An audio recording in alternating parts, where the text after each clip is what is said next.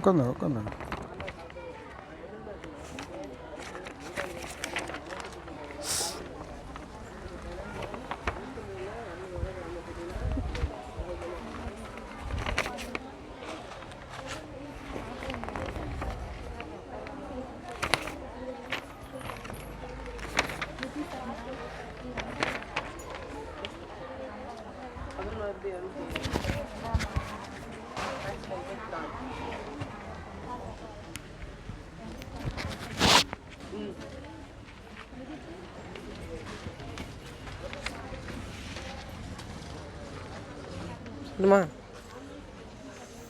நான் தான் கார்போஹைட்ரேட். நான் இப்போ எதில் இருக்கேன்னா தேன், கரும்பு, முழு தானியங்கள், பழங்கள், மாவுச்சத்து போன்ற உணவுகள், காய்கறிகள் இன்னும் நீங்கள் தினந்தோறும் 150 முதல் 200 கிராம் எடுத்துக்கிட்டிங்கன்னா நீங்கள் தினந்தோறும் ஆரோக்கியமாக வாழலாம்.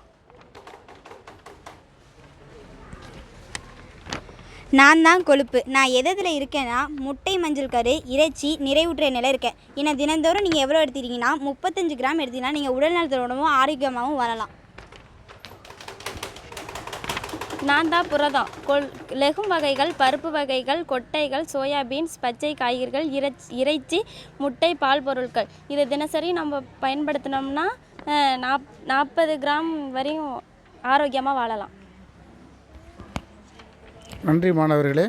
மாணவர்கள் சொன்னது போல் சரிவிகித உணவை நீங்கள் எடுத்துக்கொண்டால் கண்டிப்பாக ஆரோக்கியமாக உயிர் வாழலாம் என்பதை நீங்கள் மனதில் இருத்தி கொள்ள வேண்டும். நன்றி.